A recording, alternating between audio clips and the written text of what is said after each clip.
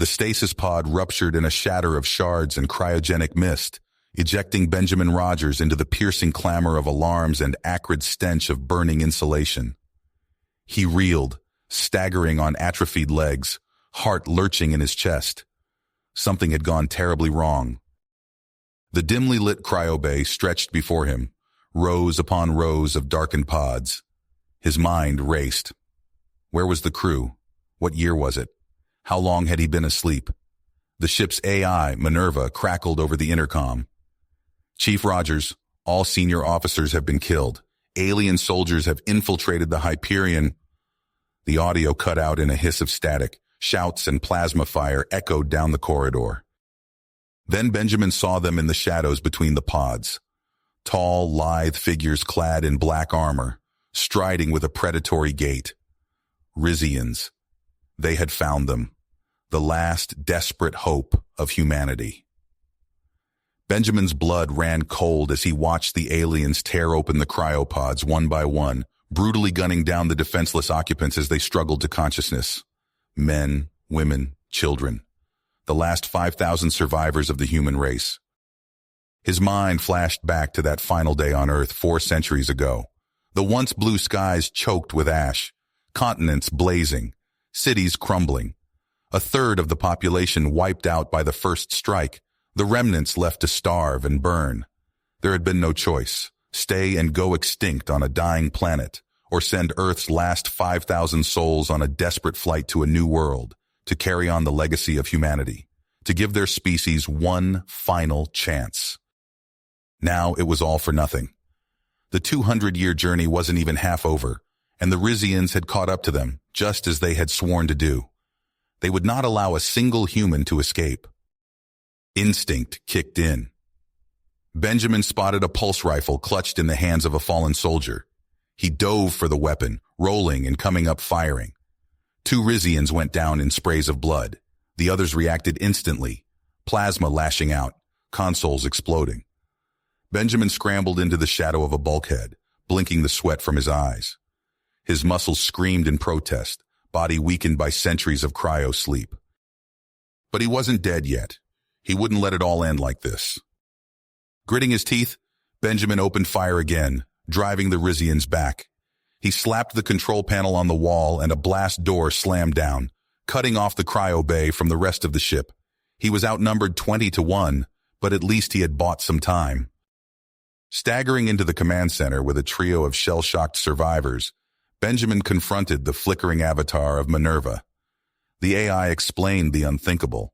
The Rizians had sabotaged the ship mere days into the journey, venting most of the cryopods. Only 50 humans out of 5,000 remained, spread throughout the crippled ship, and the aliens, hundreds of them, had been lurking aboard for centuries like rats in the walls, waiting for this moment to exterminate the last remnants of humanity. Now they made their move. The ship was firmly in their grip. The few remaining humans would be hunted down and butchered without mercy. Minerva laid out the grim facts in her flat synthetic tones. They were still 100 years out from Kepler 186f, with dwindling food, air, and medical supplies. It was hopeless. Benjamin slammed his fist on the console, splitting his knuckles. Despair closed around his heart like a cold metal vice. They had come so far, endured so much, only to meet their end here in the frigid void between the stars. The Rizians would snuff out the last spark of humanity. They would be forgotten, a failed species. No. He pushed himself up with trembling arms, meeting the frightened, desperate eyes of the men and women around him. Here in this cramped room lay humanity's last chance, its last soldiers, its last heroes. If they died now, they would die fighting for Earth, for their people, for existence. He grabbed a rifle and slotted in a fresh plasma cell, feeling a cold, fatal purpose flood through him. If this was to be the last stand of the human race, he would make it one the Rizians would never forget. Benjamin wiped the sweat and grime from his brow, his mind racing as he assessed the dire situation. The Hyperion was overrun, the crew slaughtered in their cryopods, but some had survived. A few dozen, perhaps, out of thousands. It wasn't much, but it was something. The last ragged remnants of humanity, aboard a crippled ship, hunted by a merciless foe. There was only one option. They had to retake the ship. It was an impossible task, but the alternative was extinction. Benjamin gathered the survivors, a handful of soldiers, technicians, and civilians. Among them was John Davis, his squad mate from the old days on Earth. They'd fought side by side in the last desperate battles against the Rizians, and now, by some cruel twist of fate, they found themselves together again for one final fight. "All right, people, listen up," Benjamin barked, his voice hoarse. "The Rizians have taken the bridge, engineering, and most of the ship, but we're not dead yet. We're going to split into two teams. Davis, you'll lead a squad to create a diversion. Keep those scaled bastards busy. Draw them away from the armory. That's where my team is headed. We need weapons, armor, anything we can get our hands on. Once we're armed, we're heading for engineering. We take the power core, we control the ship. Maybe we can vent some compartments, even the odds a bit." "What about the colonists, the families?" one woman asked, her voice shaking. Benjamin met her gaze. "We'll save as many as we can. Get them to the escape pods or secure locations. But right now, we have to focus on taking back this ship. It's the only way any of us survive. Understand?" The survivors nodded grimly. They knew the stakes. As the team separated, Benjamin led his group through the maze of corridors, creeping past darkened cryo bays and shattered bulkheads. The ship groaned and shuddered around them, a wounded beast bleeding out in space. In a dimly lit chamber, Draco towered over the bloodied form of the human captain. The Rizian's scales gleamed in the emergency lighting as he leaned close, his voice a rasping growl. "The access codes. Now, your crew is scattered and broken. Your species is all but extinct. You've lost, human." The captain, defiant to the end, spat blood in Draco's face. "Fuck you, lizard." With a cold sneer, Draco drew his plasma blade and casually, almost gently, slit the man's throat. As the body slumped, he turned to his subordinates. "Scour this ship. Kill them all. When the human ships receive no word from the Hyperion, they will assume it was destroyed. We will be waiting for them at Kepler 186F, and we will finish what we started. What we should have finished centuries ago." Benjamin's team crept into the armory, weapons at the ready. The large space was eerily quiet, a tomb filled with racks of rifles, coils of electrofiber body armor, stacks of blackened helmets awaiting heads that would never come. Suddenly, plasma blasts erupted from the shadows. Rizian troops emerged from behind crates and pillars, their reptilian faces contorted in rage. Benjamin dove for cover, his rifle bucking in his hands as he fired back. Beside him, Davis dropped two aliens with well-placed shots, the air thick with the stench of ozone and charred flesh. It was a vicious, brutal firefight. Plasma seared the air, metal screamed and buckled. Benjamin hurled a grenade, scattering a group of Rizians like ragdolls. Slowly, inexorably, they pushed deeper into the armory, aliens falling before their relentless advance. As quickly as it began, it was over. The last Rizian slumped to the deck, dark fluid pooling around his corpse. Benjamin and Davis paused amid the bodies, gasping for air. They were back in the thick of it, like old times. Two soldiers, brothers forged in the crucible of war, making their last stand against annihilation. They gathered the weapons and armor they needed, distributing them to the ragged band of survivors. Benjamin pulled on a suit of power armor, feeling the familiar embrace of the exoskeleton around him. He was a warrior once more, a final shield against the darkness. As they pushed towards engineering, they encountered pockets of human survivors, scientists, families, children. Benjamin ushered them to secure compartments or escape pods, his heart twisting at the sight of their haggard, terrified faces.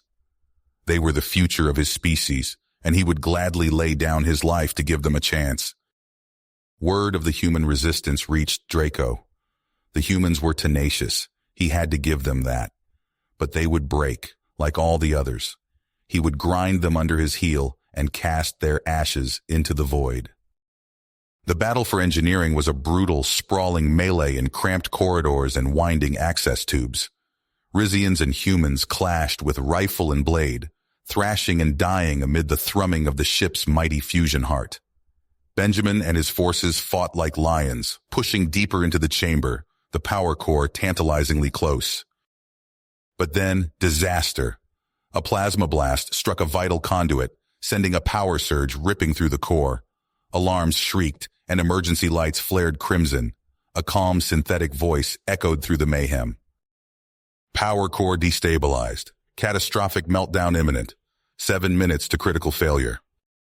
Benjamin stared numbly at the pulsing core, his armor splattered with blood and sweat. All around him, the fighting continued unabated. Humans and Rizians locked in their dance of death, unheeding of the looming cataclysm. He was faced with a brutal calculus.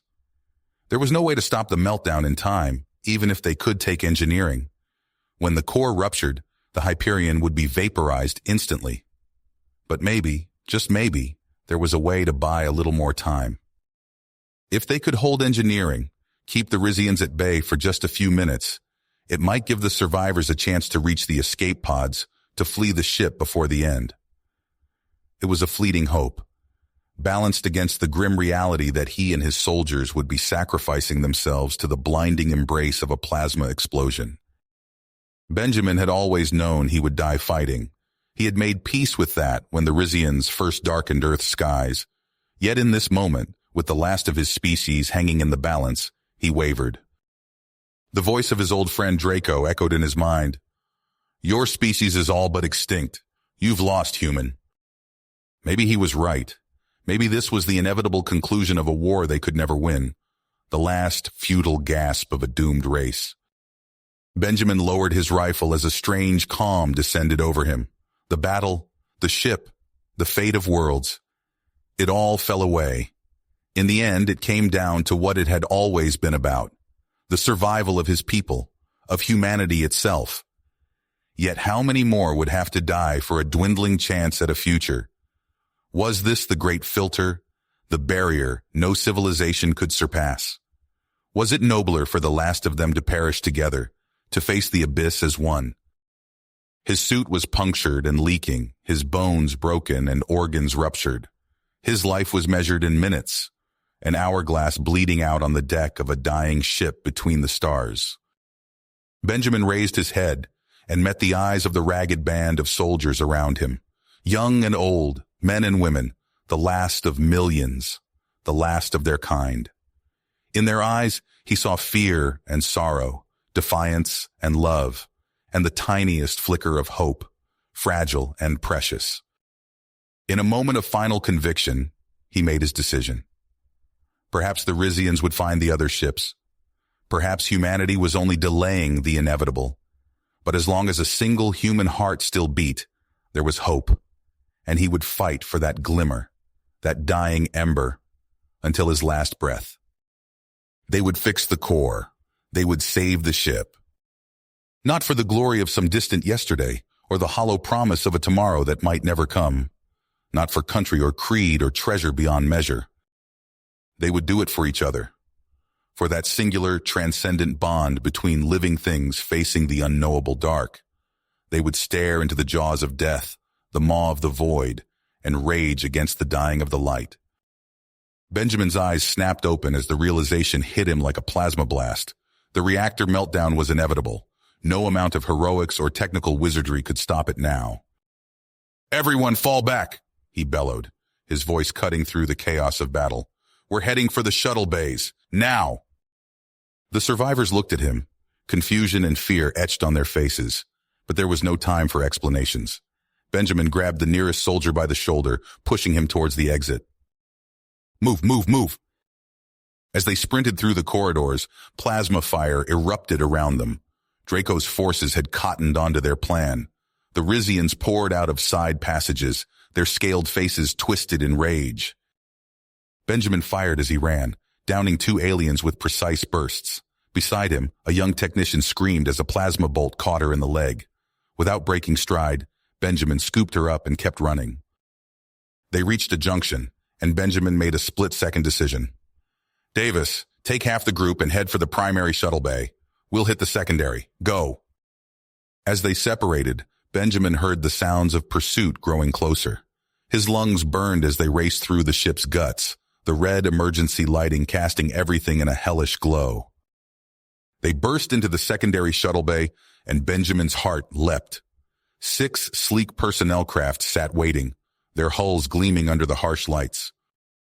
"Everyone pick a shuttle and start pre-flight now," he barked. "We launch in 2 minutes, with or without stragglers." As the bay erupted into frenzied activity, the main doors exploded inward. Draco himself strode through the smoke, flanked by a phalanx of elite guards. "I think not, human," the Rizian commander snarled. Benjamin didn't hesitate. He charged straight at Draco, dodging plasma bolts and lashing out with his armored fist. The two collided in a fury of blows, cybernetic enhancements whirring as Draco matched Benjamin's every move. Behind them, the first shuttle roared to life, its engines drowning out the sounds of combat. Benjamin saw it lift off out of the corner of his eye, a handful of precious human lives carried to safety. Draco noticed too. With a bellow of rage, he redoubled his assault. Benjamin felt ribs crack under the Rizian's enhanced strength, but he held on, buying precious seconds for his people. The second shuttle's engines ignited, and Benjamin knew his time was up. With one final surge of strength, he landed a crushing blow to Draco's cybernetic jaw. The Rizian staggered back, green blood oozing from his mouth. But it wasn't enough. Draco's guards swarmed Benjamin, pinning him to the deck. He thrashed helplessly as the second shuttle lifted off under a hail of plasma fire. Then, through the chaos, Benjamin locked eyes with Davis. His old friend stood at the shuttle's entrance ramp, providing covering fire. For a moment, time seemed to stop as understanding passed between them. Then Davis slammed the hatch controls, sealing himself inside the doomed Hyperion. Alarms blared throughout the ship as the reactor reached critical mass. Draco, realizing the game was up, spat a curse and ordered his forces to retreat. "You've accomplished nothing," he hissed at Benjamin. "Your species dies here." As Draco's ship detached from the dying Hyperion, Benjamin felt himself being shoved into an escape pod along with the handful of surviving humans. The pod jettisoned moments before the reactor breached, hurtling them into the void. Through the pod's tiny viewport, Benjamin watched as the Hyperion tore itself apart in a blinding flash of antimatter annihilation. The shockwave caught the pod, sending it tumbling end over end into the star-flecked abyss. As the light faded, Benjamin saw 2 tiny objects streak away from the destruction, the escaped shuttles, carrying the last hope of humanity.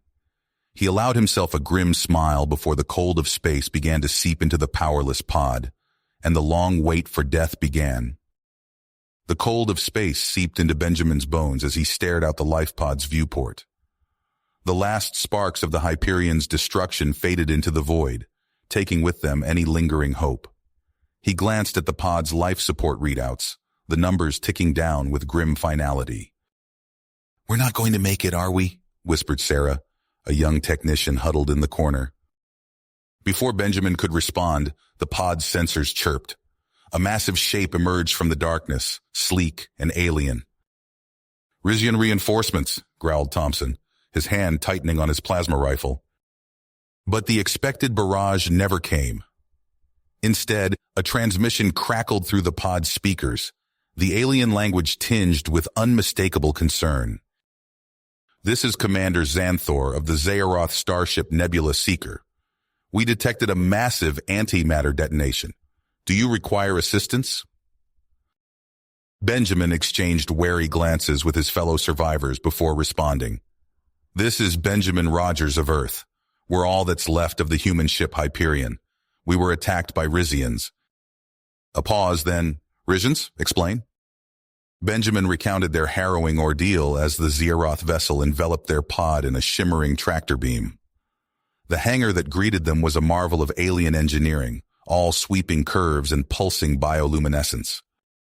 Zaeroth scientists swarmed around them, their elongated forms and compound eyes a stark reminder of how far they were from home. But their touches were gentle as they ushered the humans to a medical bay. "Your existence was mere legend to us," said one Zeroth, waving a scanner over Benjamin's battered form. To think the Rizians nearly wiped you out.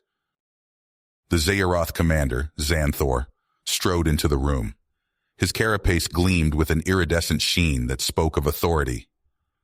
"Tell us everything," he urged Benjamin. And so Benjamin did. He spoke of Earth's fall, of the desperate flight across the stars, of Draco's betrayal and the Hyperion's last stand. With each word, a fire rekindled in his chest. Xanthor's compound eyes narrowed. "We've been tracking a Rizian stealth ship. If what you say is true, your people are still in grave danger." "Then we have to stop them," Benjamin said, pushing himself up despite the protest of his wounds. The Zeroth ship shuddered as it accelerated to faster-than-light speeds. On the bridge, Benjamin watched in awe as Xanthor orchestrated a daring plan. "We'll use our holoprojectors to fake our own destruction," the commander explained. "When Draco investigates, we'll spring the trap." The gambit worked flawlessly. Draco's arrogance was his undoing as Zeroth forces swarmed his ship, immobilizing it in seconds. "We've accessed their nav computers," a Zeroth technician announced. "We have the trajectories of your shuttles." Benjamin's heart raced. For the first time since the Hyperion's destruction, he allowed himself to feel hope. He turned to Xanthor, seeing in those alien eyes a shared purpose. "Let's go get our people," Benjamin said. The Zeroth ship surged forward, leaving the captured Rizian vessel in its wake. The hunt was on, and this time, humanity wasn't alone. You have reached the end of the story. If you enjoyed this story and want to support us, please leave a like and subscribe to our channel, and for every comment that says 88, I will heart every single one of them. Thank you for your time.